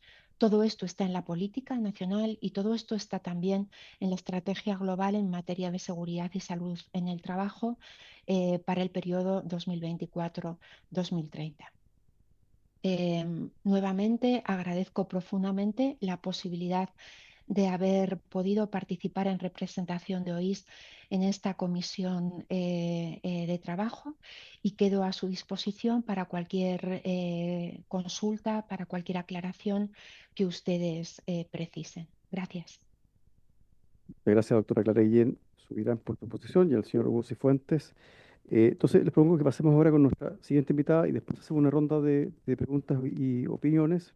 Le ofrezco la palabra a la señora Carmen Bueno, especialista principal en seguridad y salud en el trabajo de la OIT América Latina. Señora Carmen Bueno, le ofrezco la palabra hasta por 15 minutos. Saludar en primer lugar por su intermedio, señor presidente, a los integrantes de esta honorable comisión y agradecer nuevamente la invitación para esta comparecencia. Yo voy a tratar de resumir en los siguientes minutos un documento un poquito más extenso que hemos elaborado para ustedes. Solo he traído 3 copias, pero les prometo que mañana a primera hora lo enviaré por correo electrónico a la secretaría de esta comisión para que lo distribuya entre los diputados y diputadas. El orden que voy a seguir en la comparecencia sí es el orden del documento de comentarios técnicos, que como digo es un poco más extenso. En primer lugar me voy a referir a las normas internacionales de la OIT en materia de enfermedades profesionales, después algunos desafíos que se dan a nivel global sobre la calificación y el reconocimiento de enfermedades profesionales y algunas experiencias internacionales, cómo algunos países han avanzado en este sentido, para referirme en último lugar a algunos comentarios específicos sobre el proyecto de ley de referencia. Decirles que las normas internacionales de la OIT que se refieren a las enfermedades profesionales prácticamente en su totalidad han sido ratificadas por Chile. El convenio 121 sobre prestaciones en caso de accidentes de trabajo y enfermedades profesionales y la recomendación 194 que lo acompaña, que establece la lista de enfermedades profesionales. Esta es una recomendación antigua pero que ha sido revisada en el año 2010. el convenio 161 sobre servicios de salud, también con su respectiva recomendación, y el convenio 155, que entiendo que el trámite de su ratificación por Chile ya ha sido aprobado recientemente, junto con su protocolo y su recomendación. Bien, estas normas establecen la definición para la OIT de enfermedades profesionales. No me voy a referir a ellas, solo insistirles en un concepto. La enfermedad profesional para la OIT requiere de una relación causal entre la exposición a un riesgo o el ejercicio de una determinada actividad y la aparición de unos síntomas que suponen una enfermedad profesional. Y quiero insistir en este concepto de relación causal, porque hay una diferencia fundamental con la normativa chilena vigente en este momento, que exige una relación de causalidad directa. Es decir, la OIT no habla de relación de causalidad directa, sino solamente de relación de causalidad. Esto más tarde me referiré a la importancia de esta matización. Por lo tanto, no nos engañemos, ante un proceso. El reconocimiento de enfermedades profesionales es un proceso complejo. Es un proceso que requiere de una serie de criterios que nosotros denominamos criterios expertos, basados sobre todo en evidencias disponibles, como son, por ejemplo, la exposición a ese factor de riesgo, el periodo de latencia, es decir, el periodo de tiempo que en ocasiones transcurre entre la exposición a un determinado agente o el ejercicio de una actividad con la aparición de los primeros síntomas. En algunas neumoconiosis, como la silicosis, una enfermedad de un país minero como Chile, este periodo de latencia puede superar los 20 años de tiempo. Esto, como ven, la complejidad del tema en ocasiones puede ser importante. Hay que considerar también el nivel o la duración de la exposición y otros factores, y aquí es donde voy a esta relación de causalidad o relación de causalidad directa. Y cuando hablamos de otros factores, quiero decir que el reconocimiento de la relación causal para la OIT no es incompatible con el concepto de multicausalidad. Si bien desde un ámbito normativo la enfermedad profesional es un concepto legal y doctrinal, la OIT también la sitúa en un ámbito epidemiológico, donde se genera esta relación de multicausalidad. Esto es exactamente lo mismo que cuando hablamos de accidentes de trabajo. Normalmente no hay una sola causa en un accidente de trabajo. Hay causas primarias y causas secundarias. Pues algo así ocurre también con el reconocimiento de enfermedades profesionales. En este sentido, el Instituto Nacional de Seguridad y Salud en el Trabajo de España, por ejemplo, habla de un abordaje pluridimensional o una visión 360 en el reconocimiento de las enfermedades profesionales. Como ya ha señalado también la doctora Guillén, de acuerdo con el convenio 161 de la OIT, existen tres sistemas o tres opciones para la identificación y el reconocimiento de las enfermedades profesionales.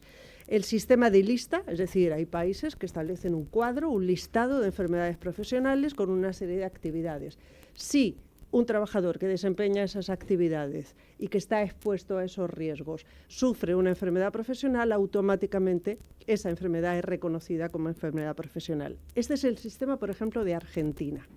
Luego está el sistema de definición genérica, es decir, aquí no hay una lista cerrada de enfermedades profesionales, sino una definición más general suficientemente amplia para que abarque al menos las enfermedades que establece el cuadro primero del convenio 161 de la OIT, pero es necesario la demostración por parte de la persona trabajadora que la enfermedad que sufre es consecuencia de su actividad laboral. Este sería, por ejemplo, el modelo de Suecia. Y luego está lo que se denomina el sistema mixto, es decir, existe una lista, un cuadro de enfermedades profesionales, pero también se añade una definición general de enfermedad profesional que admite el reconocimiento de posibles enfermedades profesionales que no están listadas. Esto, por ejemplo, Es el caso de Chile o de España o de México, Bélgica, Brasil o Colombia, y ha permitido en muchas ocasiones el reconocimiento de enfermedades profesionales que no estaban en la lista, como ha sido el caso del COVID-19. En España también hubo un reconocimiento de algunas patologías que no estaban listadas hace algunos años, de ciertas enfermedades respiratorias. ¿Cuáles son las consecuencias de que una enfermedad que tiene su origen en el trabajo no sea reconocida con la calificación de enfermedad profesional? En primer lugar, yo creo que es conocido por todos, es el sistema público, es el sistema nacional o general de salud el que va a tener que hacerse cargo de las prestaciones que requiera una persona trabajadora que se ve impedida por esa enfermedad para poder trabajar. Mientras que no existe reconocimiento de esa enfermedad con carácter profesional, no van a operar los sistemas de seguro de accidentes de trabajo y enfermedades profesionales. Pero además existe otra consideración, otra consecuencia que nos parece muy importante, y es que se afecta a la percepción general del sistema de seguridad y salud. Es decir, cuando no existe un reconocimiento de todas las enfermedades profesionales, puede existir la idea de que las cosas se están haciendo bien y que, por lo tanto, no son necesarias medidas preventivas para combatir esos riesgos laborales. La falta de diagnóstico y reconocimiento de enfermedades profesionales es una preocupación global para la OIT. De hecho, en el año 2018 lanzamos un estudio donde se hablaba de las enfermedades profesionales como una pandemia oculta, porque la mayoría están invisibilizadas en tanto no se reconocen, no se diagnostican, tanto como los accidentes de trabajo, que tienen una mayor visibilidad. Ese informe hacía referencia a la necesidad de seguir avanzando en los sistemas nacionales de diagnóstico y reconocimiento de enfermedades profesionales. Si nos centramos en el ámbito europeo, les quiero decir que incluso los países europeos más desarrollados también tienen una preocupación por esta infradeclaración de enfermedades profesionales. Ha habido algunos estudios, algunas comparaciones, pero es cierto que hacer estas comparaciones, como también decía la doctora Guillén, puede ser un tanto engañoso, en la medida en que no todos los países tienen el mismo listado de enfermedades profesionales. Las enfermedades mentales, por ejemplo, en España no son enfermedades profesionales, sino que se consideran en ocasiones accidentes de trabajo, el estrés relacionado con el trabajo. Pero pese a esas limitaciones sobre la dificultad de hacer comparaciones entre los países europeos, en el año 2009 sí que se hizo un estudio comparando las tasas de reconocimiento de enfermedades profesionales del año 2006. Sé que estamos hablando de bastante tiempo atrás, gracias, pero por lo menos para que tengan la información de que el reconocimiento, la tasa de reconocimiento de enfermedades profesionales es muy dispar entre los países. Por ejemplo, Dinamarca en el año 2006 solo reconoció el 16% de las denuncias de enfermedades profesionales, mientras que Portugal reconoció un 87%. A partir de ahí, en el documento van a ver los cuadros y van a ver, si tienen interés, la tasa de reconocimiento específica. Más recientemente, en el año 2023, la Oficina de Estadísticas de la Unión Europea, Eurostat, lanzó un proyecto piloto sobre las estadísticas europeas de enfermedades profesionales, y sobre todo para evitar las divergencias entre las comparaciones de las cifras, se aprobó una nueva recomendación en el año 2022, la 2337, relativa a la lista europea de enfermedades profesionales. Ahí también se recomendaba a todos los países a que unifiquen tanto su definición de enfermedad profesional como sobre todo el listado de enfermedades profesionales y los modelos de reconocimiento, los sistemas de reconocimiento de las mismas. Pese a esto, pese a que desde el año 2009 no se ha hecho comparación entre las tasas de reconocimientos, sí que, por ejemplo, hemos encontrado algunas tasas recientes. Alemania, según sus propios datos, que están además disponibles en la página web del Seguro Social de Accidentes de Trabajo, declaró que en el año 2023 su tasa de reconocimiento fue del 50%, es decir, reconoció con carácter profesional la mitad de las denuncias de enfermedades profesionales. La OIT no establece ningún criterio válido o un criterio universal aplicable a todos los países para, en este sentido, proceder al diagnóstico y la declaración de enfermedades profesionales. No obstante, nosotros nos hemos permitido hacer un recorrido sobre algunos países, es decir, para ver cómo los distintos países están abordando este tema. Y ahí, en el documento que les trasladaré, ahí van a ver distintos casos. Solo ahora, a modo de resumen, decirles que es bastante común en la experiencia internacional comparada la existencia de instancias técnicas de carácter independiente. En algunos casos es cierto que tuteladas por los organismos públicos, cuando son estos organismos públicos los encargados de la entrega de las prestaciones, tanto médicas como económicas.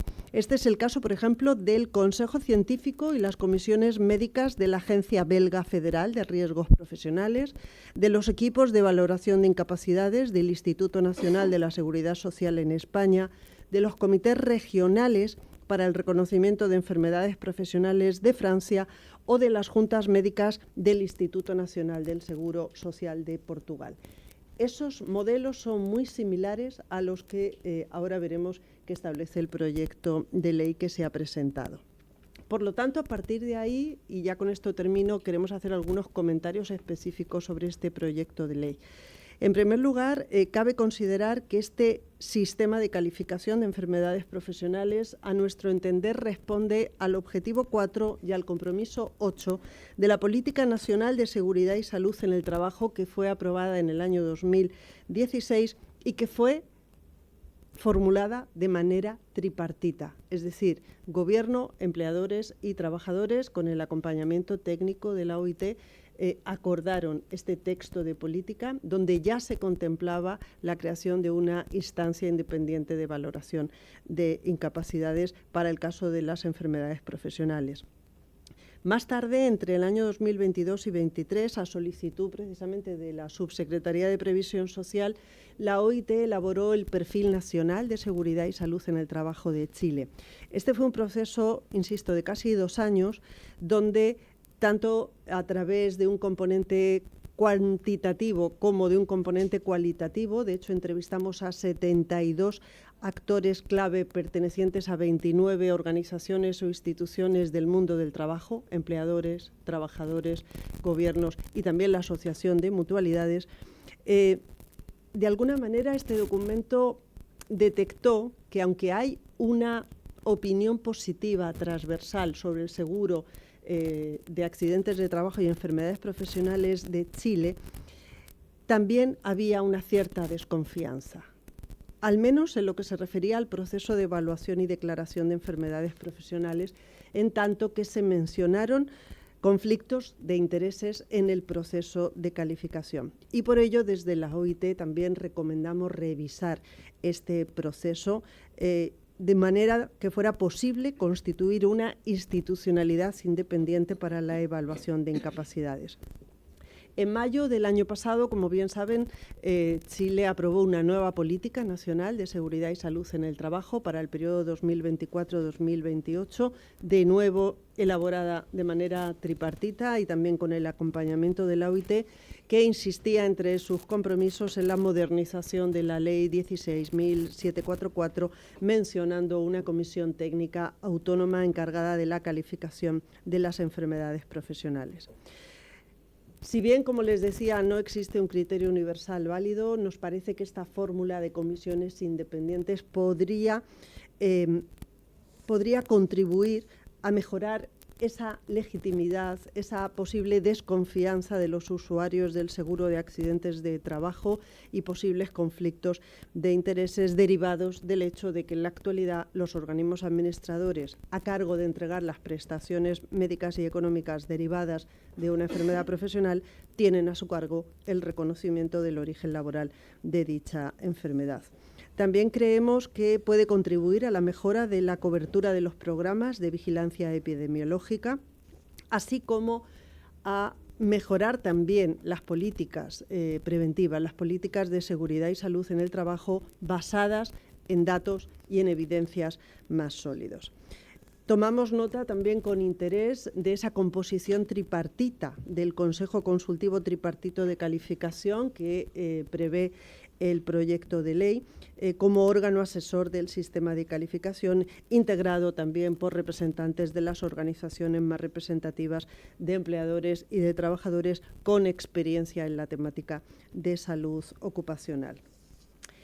Y bueno, con esto termino. Agradezco enormemente su atención y me pongo a su disposición por su intermedio, señor presidente, por si hubiera alguna duda o consulta sobre el contenido. Muchas gracias, señora Carmen Bueno, por su exposición. Entonces ahora ofrezco la palabra para consultas o comentarios de los colegas. Diputada Jimena Sandón. Gracias, presidente. Bueno, agradecer las dos exposiciones muy ilustrativas. Yo quiero, ambas dos expositoras en el fondo hablaron del prestigio y las palabras exactas fueron de la eficiencia y la cobertura que tiene nuestro sistema. O sea, pareciera existir que el sistema es bueno y eso como que no ha estado en duda. Entonces, aquí nuestra discusión siempre ha sido si en esta recalificación, que hoy día tiene creo que era un 15% como de entre la gente que reclamaba, que supuestamente existiría tal vez una cifra oculta, ¿no?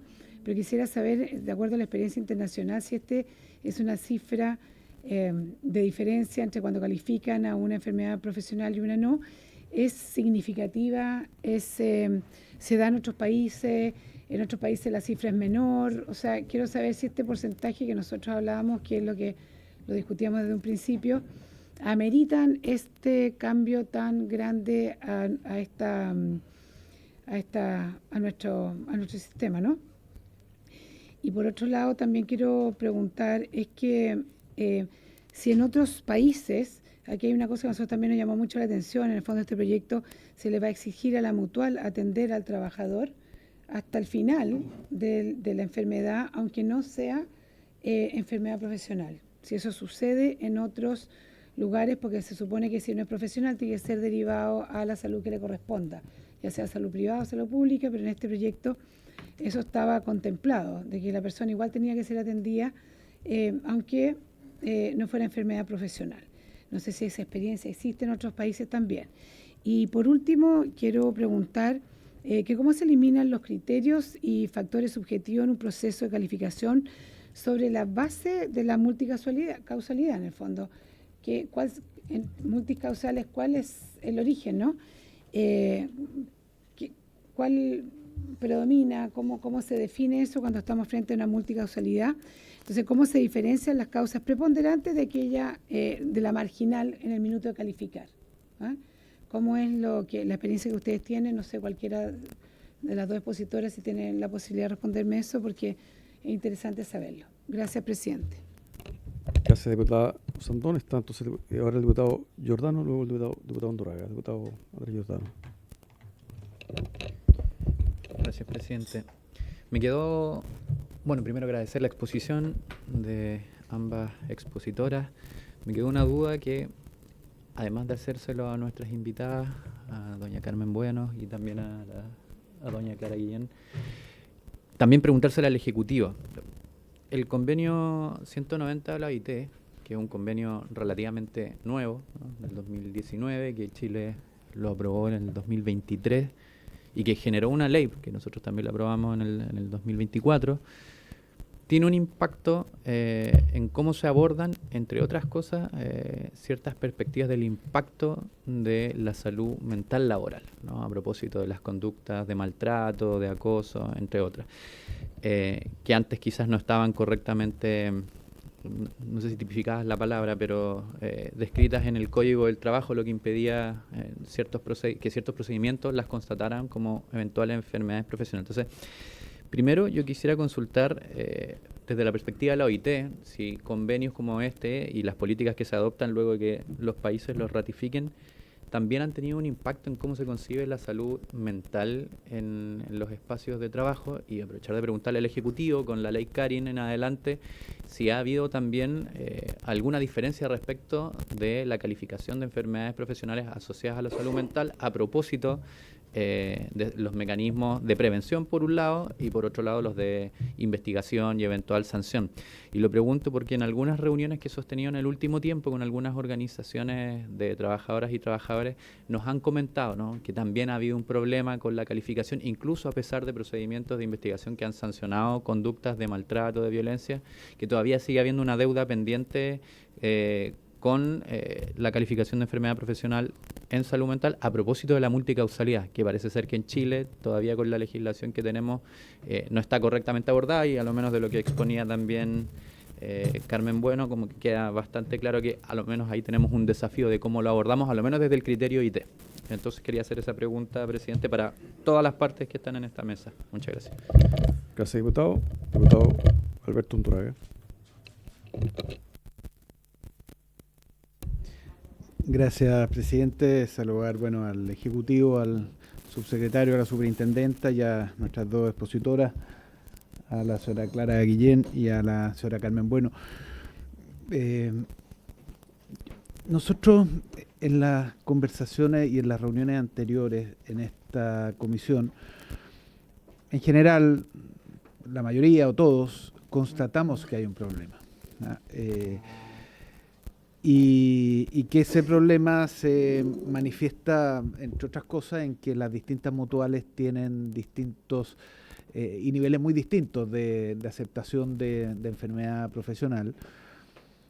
Y además un problema que asociado a la legitimidad, que algunas de las mutuales también lo reconocen en sí mismos. Sin embargo, lo que a muchos de nosotros no nos convence es la solución que plantea el Ejecutivo para ese problema.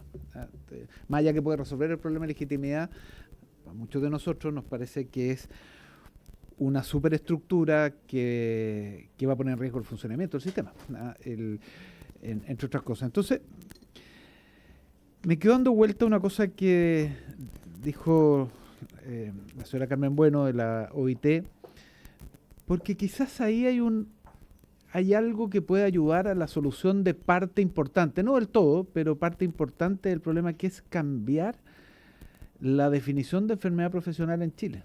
En Chile hablamos de causalidad directa, la OIT habla de causalidad y punto. Entonces, y hago la reflexión y preguntarle al Ejecutivo, ¿no? Si es que simuláramos eso, ¿cuántos de los reclamos que hoy día hay uno lo daría por positivo, porque se da que es causalidad indirecta, porque se da que es multicausal, por las razones que hemos estado conversando? Porque si con eso solucionamos el 80% del problema, estoy consciente de que hay un problema legítimo en sí mismo y que falta resolverlo completo, pero si con eso resolvemos el 80% del problema, lo mejor es más simple.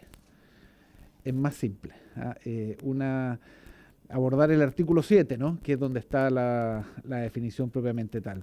De hecho, la representante de la OIT hizo especial mención, y por algo lo dijo, ¿no?, que hay una diferencia entre la ley chilena y cómo define la OIT la enfermedad profesional. Entonces, lo dejo para la reflexión. ¿Hay un problema hoy día? Sí, lo constatamos. La solución que propone el Ejecutivo no convence, de hecho no tiene mayoría en esta comisión para seguir el trámite legislativo. Todos tenemos disposición a arreglarlo, a buscar algún mecanismo que permita resolverlo, y quizás en esta exposición que hace la representante de la OIT puede haber una pista. Se lo dejo planteado más al Ejecutivo que una pregunta a las expositoras, por cuanto habría que simularlo, ¿no? Si uno simulara el cambio de ley, cuánto de los distintos reclamos o cuánto de los distintos rechazos, la verdad que pudiera aceptarse. Ahora, respecto a la diferencia entre aceptación entre un país y otro, hay otras variables que inciden, ¿ah? No solo el sistema de salud laboral, sino que también la diferencia de cobertura que puede haber con el sistema de salud regular. Eh, por cuanto si hay mucha diferencia en cuanto a cobertura, la gente va a preferir siempre lo laboral. Si no, van a ser menos y por lo tanto la tasa puede ser distinta. Entonces, no sacaría conclusiones tan apresuradas respecto a un país y otro porque hay otras variables. Y claro, en Chile la diferencia entre la salud regular y la salud laboral es enorme, ¿no? La salud laboral cubre todo, es bien prestigiada, no hay lista de espera, etcétera. ¿Ah? Y en la otra tiene todos los problemas que hemos señalado, más allá de los esfuerzos que hemos hecho en este Congreso, los distintos gobiernos. Lo dejo como reflexión también, pero la pregunta para el Ejecutivo, más bien la tarea, más que la pregunta para hoy día, ¿no? Es si cambiando el artículo 7, cambiando la definición, solucionamos buena parte del problema, quizás no todo, puede ayudar a ir avanzando en una solución. Eso, presidente, muchas gracias. Gracias, diputado Turraga. Mire, nos quedan 12 minutos de sesión, entonces para que podamos escuchar a nuestra invitada en sus comentarios y reflexiones, les propongo que un tiempo de hasta 4 minutos cada una para que puedan hacer mención a los comentarios y consultas de los parlamentarios. Entonces le ofrezco primero la palabra a la doctora Clara Guillén, que está conectada telemáticamente. Por su intermedio, señor presidente.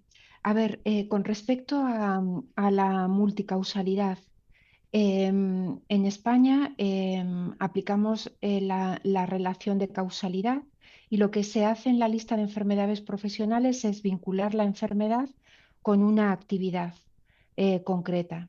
Y dentro de esa actividad lo que se ve es, o lo que se mira, es si hay intensidad y duración suficiente de la exposición. Es un análisis al final médico-legal en el que confluye, por un lado, el conocimiento de la enfermedad, el conocimiento de las condiciones de trabajo y establecer esa relación de causalidad.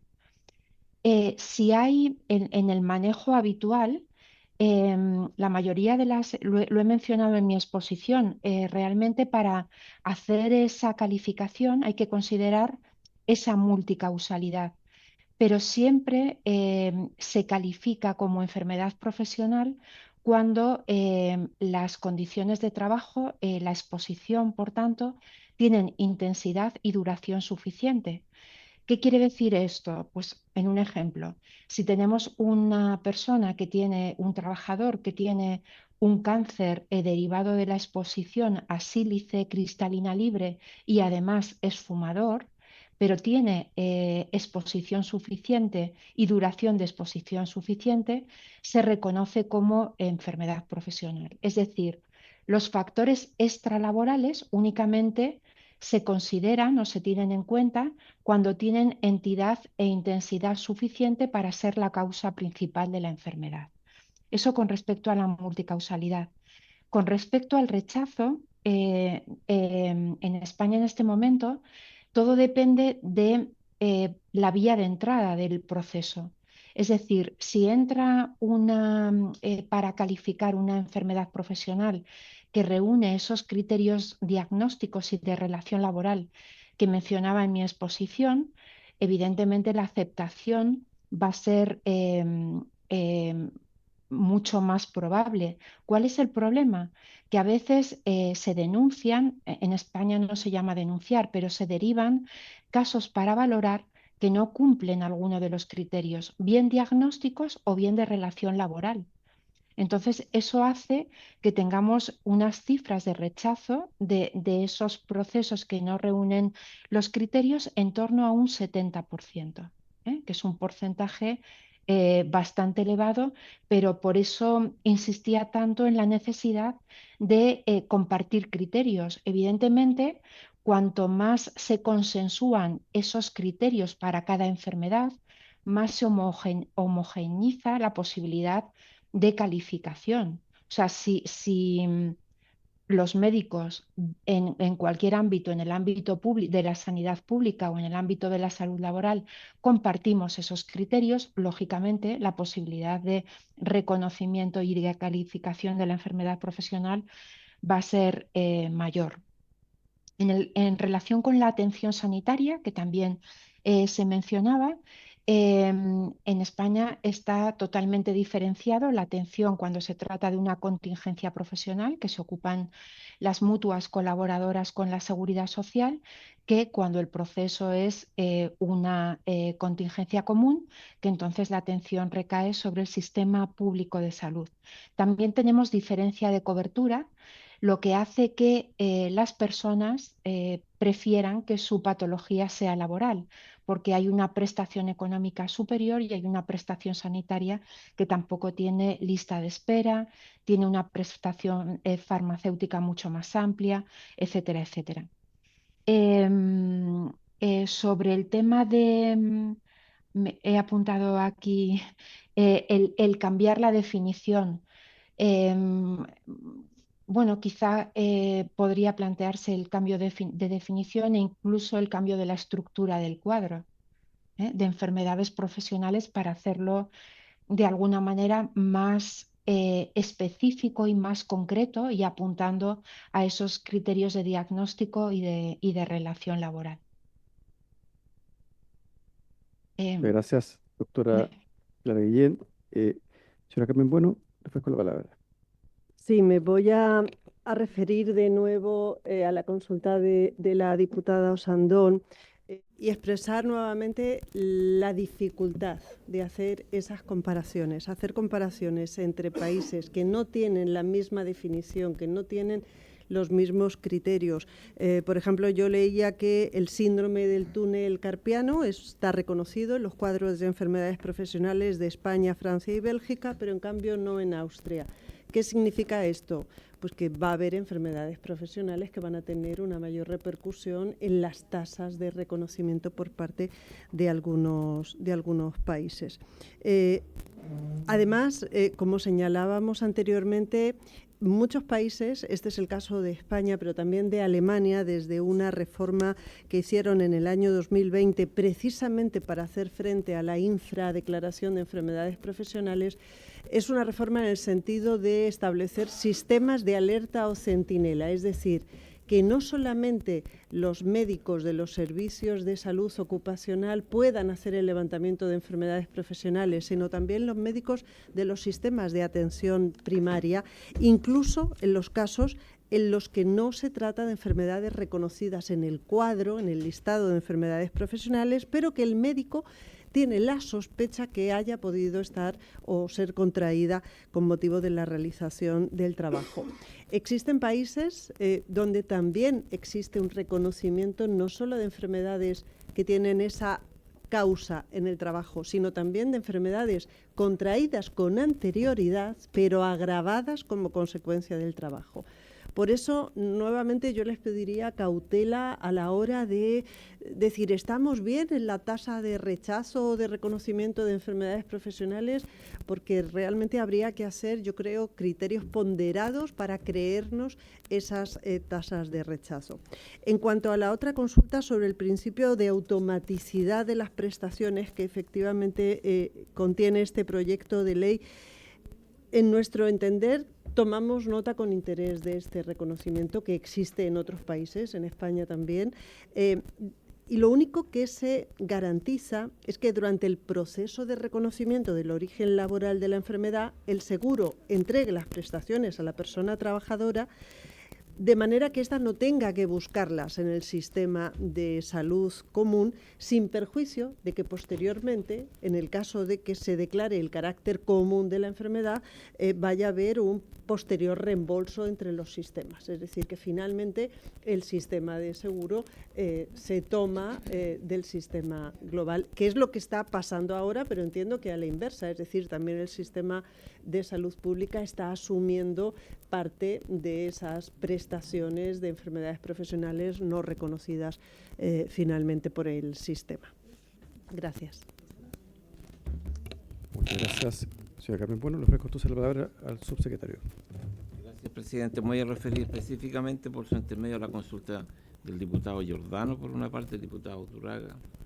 En principio, en relación a la ley Carín, habría que mencionar que la ley Carín no generó condiciones nuevas respecto a riesgos de carácter mental. Lo que hace es especificar algunos procedimientos de cómo responder a cuestiones que ya estaban en el Código Laboral, agregando solamente la figura de la violencia en el trabajo.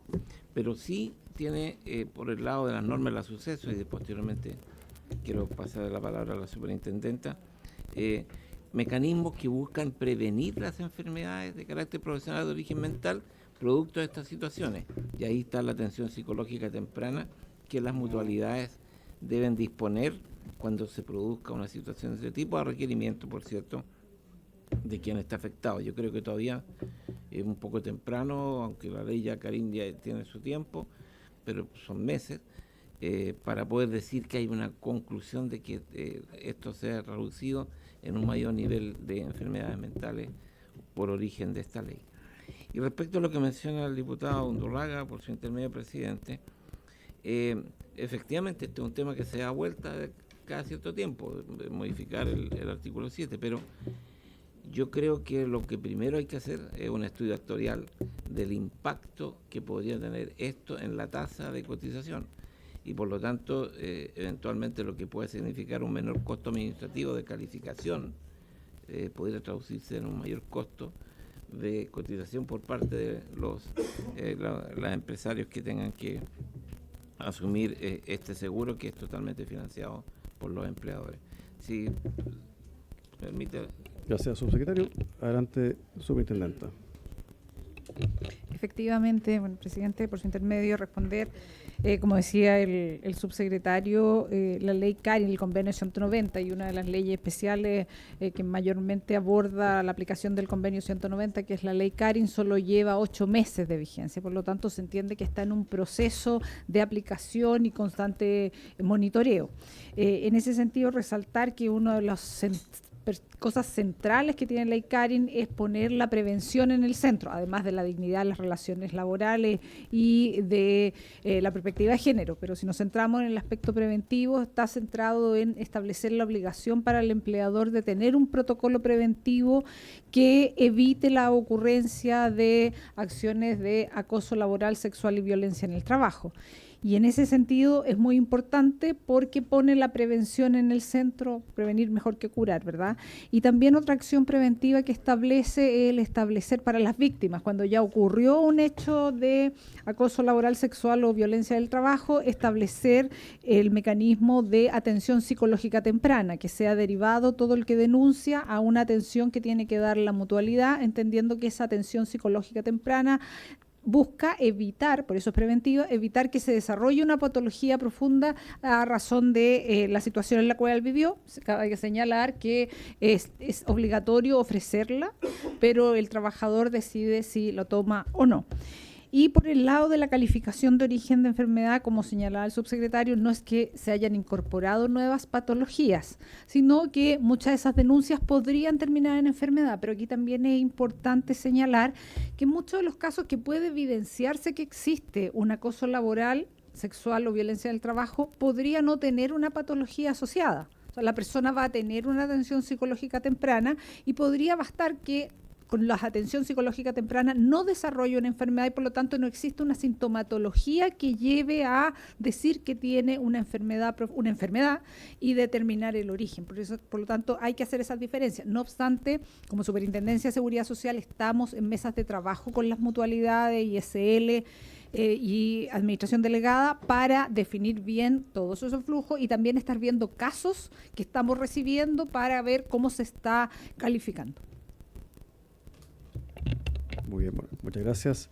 Se nos terminó el tiempo. Yo quiero agradecer, por supuesto, a los colegas presentes, a don Claudio Reyes, subsecretario de Previsión Social, la señora Pamela Gana, superintendenta de Seguridad Social, y quienes nos acompañan, la señora Carmen Bueno, especialista principal en Seguridad y Salud del Trabajo de la OIT en América Latina. Muchas gracias por su presencia. El señor Hugo Cifuentes, director de la OIS Chile, quien ha asistido junto a la doctora Clara Guillén Subirán desde con varias horas de diferencia, así que le agradecemos su presencia telemática y por haberse cumplido el objeto de esta sesión. Se levanta.